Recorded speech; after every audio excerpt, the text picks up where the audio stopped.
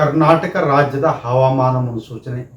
ನಾನು CS ಪಾಟೀಲ್, ವಿಜ್ಞಾನಿ ಹಾಗೂ ನಿರ್ದೇಶಕರು, ಭಾರತೀಯ ಹವಾಮಾನ ಇಲಾಖೆ, ಬೆಂಗಳೂರು. ನಾನು ಮುಂದಿನ 5 ದಿನಗಳವರೆಗೆ ಕರ್ನಾಟಕ ರಾಜ್ಯದ ಹವಾಮಾನ ಮುನ್ಸೂಚನೆಯನ್ನು ಸಂಕ್ಷಿಪ್ತವಾಗಿ ವಿವರಿಸುತ್ತೇನೆ.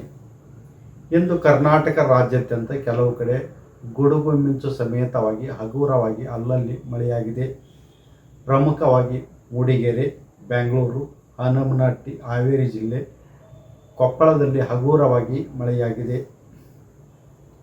ಇಂದು ಕಲಬುರಗಿಯಲ್ಲಿ ಗರಿಷ್ಠ ಉಷ್ಣಾಂಶ 41 ಡಿಗ್ರಿ ಸೆಂಟಿಗ್ರೇಡ್, ಬೀದರ್ ಹಾಗೂ ಬಿಜಾಪುರಿನಲ್ಲಿ 40 ಡಿಗ್ರಿ ಸೆಂಟಿಗ್ರೇಡ್, ರಾಯಚೂರಿನಲ್ಲಿ 39 ಡಿಗ್ರಿ ಸೆಂಟಿಗ್ರೇಡ್, ಬೆಂಗಳೂರಿನಲ್ಲಿ ಗರಿಷ್ಠ ಉಷ್ಣಾಂಶ 34 ಡಿಗ್ರಿ ಸೆಂಟಿಗ್ರೇಡ್ ದಾಖಲಾಗಿದೆ.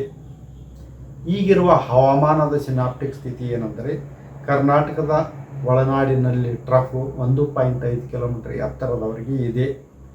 ಇದರ ಪ್ರಭಾವದಿಂದ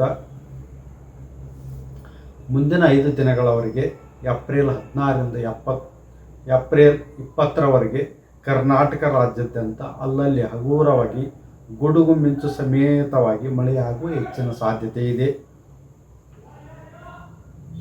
ಮುಂದಿನ 5 ದಿನಗಳವರೆಗೆ ಕಲಬುರಗಿ ಸೇರಿದಂತೆ ಉತ್ತರ ಒಳನಾಡಿನಲ್ಲಿ ಗರಿಷ್ಠ ಉಷ್ಣಾಂಶ ಸುಮಾರು 40ರಿಂದ 42 ಡಿಗ್ರಿ ಸೆಂಟಿಗ್ರೇಡ್, ಬೆಂಗಳೂರು ಸೇರಿದಂತೆ ದಕ್ಷಿಣ ಒಳನಾಡಿನಲ್ಲಿ 34ರಿಂದ 36 ಡಿಗ್ರಿ ಸೆಂಟಿಗ್ರೇಡ್, ಕರಾವಳಿ ಜಿಲ್ಲೆಗಳಲ್ಲಿ ಗರಿಷ್ಠ ಉಷ್ಣಾಂಶ ಸುಮಾರು 34ರಿಂದ 36 ಡಿಗ್ರಿ ಸೆಂಟಿಗ್ರೇಡ್ ಇರುವ ಹೆಚ್ಚಿನ ಸಾಧ್ಯತೆ ಇದೆ.